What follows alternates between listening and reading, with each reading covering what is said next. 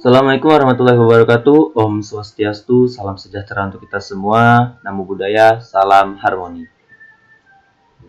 Perkenalkan, saya Hasanuddin, NIM 18130311020. Pada kesempatan kali ini saya akan membacakan jawaban LKM ke-7 pengantar kewirausahaan. Yang pertama, buatlah bisnis plan sesuai dengan usaha yang Anda bikin di model bisnis Canvas. Ini adalah yang telah dibuat di model bisnis Canvas dan telah dijelaskan di LKM ketiga. Nah, dari sini akan dibuat bisnis plan-nya, yaitu seperti berikut. Yang pertama yaitu nama bisnisnya yaitu Banana Cake Viral, yang merupakan bisnis di bidang bakery dengan bahan utama yaitu pisang dari hasil petani sekitar. Pemberian nama viral merupakan harapan agar bisnis ini dapat viral, banyak dikenal oleh masyarakat luas, dan mendapatkan keuntungan yang besar.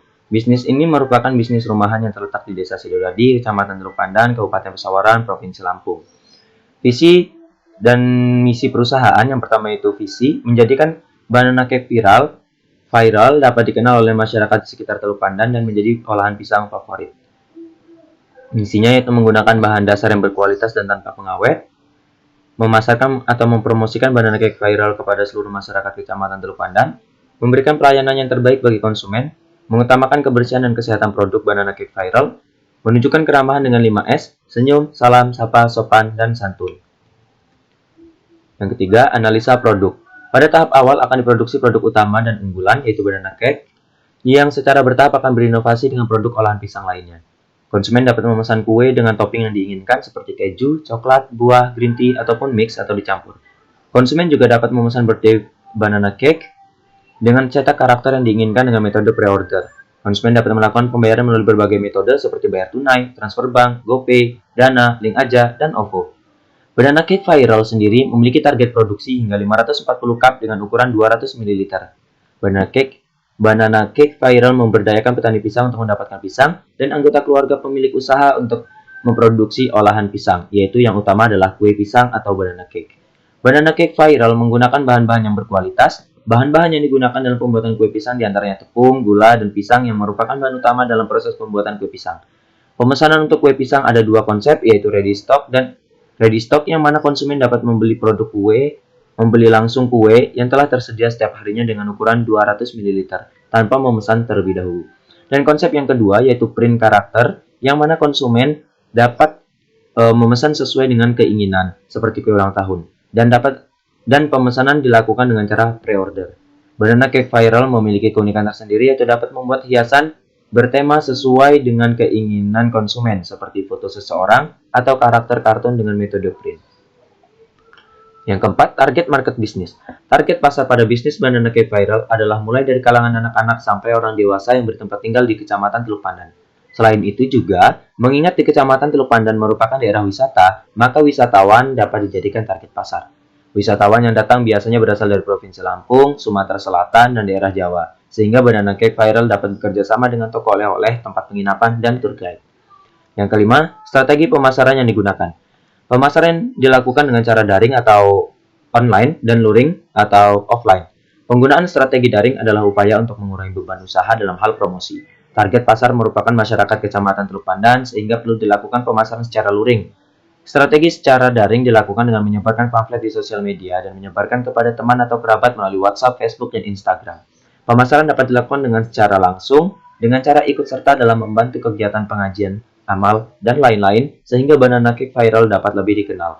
Untuk mengikat konsumen, dilakukan strategi dengan pemberian diskon dan bebas ongkos kirim. Yang keenam, analisa keuangan. Yang pertama itu biaya produksi per bulan. Di sini bahan-bahan atau yang diperlukan saat produksi per bulannya. Di sini ada pisang matang dengan jumlah 22.500, tepung terigu 252.500, soda kue 30.000, gula pasir 175.500, baking powder 30.000, minyak sayur 87.000, air 13.500, cup plastik 200 ml, sendok plastik 43.200, gas LPG 3 kg 88.000 rupiah. Dengan total semuanya yaitu 1.268.200. Selanjutnya yaitu biaya marketing per bulannya, yang mana akan dibuat pamflet setiap bulannya memakan biaya sebesar Rp50.000. dan kuota internet sebesar 300.000 sehingga total biaya marketing setiap bulannya yaitu 350.000. Untuk marketing sendiri di sini hanya makan 350.000 karena langsung dihandle oleh pemilik usaha. Selanjutnya yaitu pengadaan alat untuk usaha, yang mana di sini alat-alat yang dibutuhkan kompor gas 2 tungku dengan jumlah Rp300.000, danang pengukur Rp120.000, pengocok Rp10.000, baskom stainless Rp110.000, pembuatan logo bisnis Rp350.000,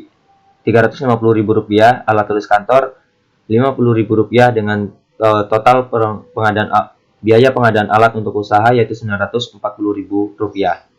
Selanjutnya yaitu biaya transportasi per bulan, yang mana di sini biaya pengiriman akibat diskon. Di sini hanya dimasukkan biaya pengiriman akibat diskon dengan asumsi Rp1.000 per cup, sehingga didapatkan biaya sebesar Rp540.000 setiap bulannya. Namun untuk transportasi di sini akan dilakukan biaya ongkos kirim untuk konsumen yang tidak mendapatkan diskon. Namun akan diberikan diskon kepada konsumen-konsumen tertentu seperti yang sudah mendapatkan banyak, seperti memesan banyak kue atau menjadi pelanggan maksudnya. Selanjutnya itu gaji tim. Di sini ada direktur sekaligus marketer, yaitu pemilik usaha sendiri dengan gaji Rp3 juta per bulannya, cookernya dengan gaji Rp2.500.000 setiap bulannya dengan total gaji tim yaitu Rp5.500.000. Kemudian total biaya yang harus dikeluarkan, ini adalah total keseluruhan dari biaya-biaya yang dikeluarkan, yaitu biaya produksi Rp1.268.200, biaya marketing Rp350.000, biaya pengadaan alat usaha Rp940.000, gaji tim Rp5.500.000, sehingga total yaitu Rp8.058.200. Kemudian dihitung BEP-nya, dalam 1 bulan ditargetkan dapat menjual 540 cup kue pisang dengan harga Rp10.000, sehingga BEP-nya didapat dengan menghitung total modal per target dikali harga, yaitu total modalnya Rp8.058.200 per targetnya 540, harganya Rp10.000, sehingga didapat 1,5. Yang mana usaha ini akan balik modal dalam waktu 1,5 bulan, atau dapat dikatakan pada bulan kedua itu sudah mendapatkan untung, dan bulan seterusnya sudah dapat mencetak profit. Nah, seperti ini akan digambarkan omset dan profitnya seperti ini. Pada bulan yang pertama, kapasitas produksinya yaitu 540 dengan target penjualan 540 cup, dengan biaya produksi yaitu Rp1.268.200, akan didapatkan omset karena dijual dengan harga Rp10.000 akan didapatkan omset Rp5.400.000. Dan profitnya didapat pada bulan yang pertama yaitu Rp4.131.800, namun ini belum balik modal. Kemudian pada bulan yang kedua ditarget kapasitas produksi dinaikkan menjadi 560. Begitupun bulan-bulan seterusnya dinaikkan sebanyak 20 setiap bulannya, 560, 580, 600, dan 620. Begitupun juga dengan target penjualannya dinaikkan menjadi 20 cup setiap bulannya. Dan di sini dapat dilihat omset pada bulan kedua yaitu 5.600.000 dan keuntungannya 4.284.000. Nah, pada 2 bulan inilah modal akan kembali dan profit-profit berikutnya ini merupakan profit yang sesungguhnya karena sudah balik modal. Baik, selanjutnya itu success story. Di sini saya akan menyampaikan cerita sukses Jack Ma, pendiri Alibaba.com. Jack Ma atau Ma Yun lahir di Hangzhou, Provinsi Zhejiang, Cina pada tanggal 15 Oktober 1964. Jack Ma tumbuh di lingkungan penduduk yang sederhana di Hangzhou pada 1980-an. Saat itu, Cina baru membuka diri terhadap bangsa Barat. Semasa hidupnya, ia harus berhadapan dengan berbagai masalah. Ia ditolak di setiap sekolah tempat ia ingin belajar. Bahkan, sejak sekolah dasar, ia sudah menerima penolakan karena ujian matematikanya yang tidak begitu baik. Tetapi ia bertahan dan melaluinya. Sejak usia 12 hingga 20 tahun, ia mengendarai sepedanya selama 40 menit ke hotel di mana ia dapat belajar bahasa Inggris. 8 tahun bergaul bersama banyak turis asing benar-benar mengubah cara pandangnya mengenai hidup. Ia merasa dirinya berpikir lebih global dibandingkan kebanyakan penduduk Cina lain. Apa yang diceritakan para turis sangat berbeda dengan semua yang dipelajarinya dari para guru dan buku di sekolah. Ia pertama kali menggunakan internet pada 1995 saat ia mencari kata beer dan China. Tapi saat itu, ia tidak menemukan hasil pencarian yang diharapkan melalui internet. Berbekal rasa penasaran, ia lantas menciptakan laman website untuk jasa terjemahan bahasa Cina dengan seorang teman. Hanya dalam beberapa jam saja, ia menerima banyak surat elektronik atau email yang cukup membantunya membangun situs tersebut. Kejadian itulah yang kemudian menjadi faktor pemicu berdirinya Alibaba Group 4 tahun kemudian. Alibaba merupakan retailer online terbesar di China dan berada di posisi kedua dunia setelah Walmart. Ia bahkan mengawali karirnya hanya sebagai guru bahasa Inggris. Meski demikian, perannya di Alibaba selalu menempati posisi strategis utama. Situs pertamanya, Alibaba.com, merupakan tempat pertama yang menghubungkan para eksportir Cina dengan para pembeli di luar negeri. Perusahaannya juga mampu dengan cepat menarik para investor. Saat itu, Alibaba tengah berniat mengalahkan eBay, situs jual beli online yang bermarkas di Amerika Serikat. Berkat kegigihannya, dua situs Alibaba, Taobao Marketplace dan Tmall.com, kini mendominasi sistem portal pengiriman Cina.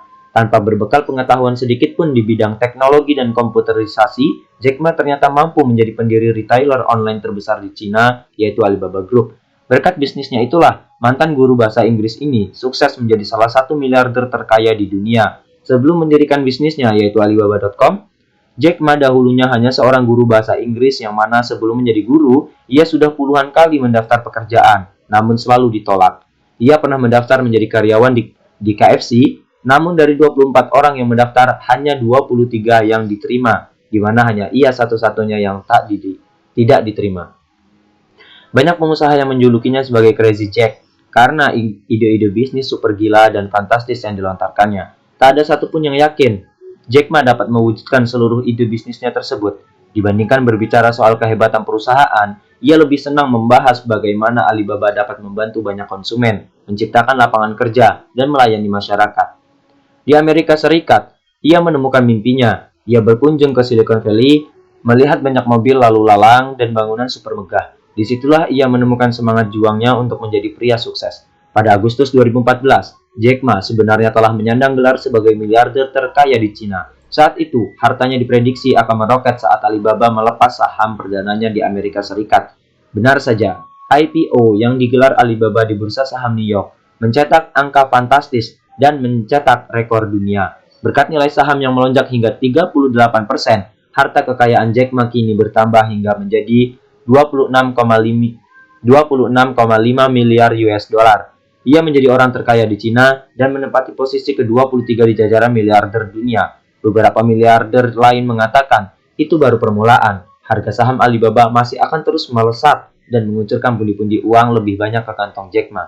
Semangat di diri Jack Ma telah mengubah pria muda yang ditolak sekolah dan puluhan perusahaan menjadi salah satu miliarder terkaya di dunia. Itu saja yang dapat saya sampaikan. Jika ada kesalahan kata, kesalahan ketik, ataupun yang lainnya, saya mohon maaf. Saya akhiri. Wassalamualaikum warahmatullahi wabarakatuh. Om Santi Santi Santi Om. Salam harmoni.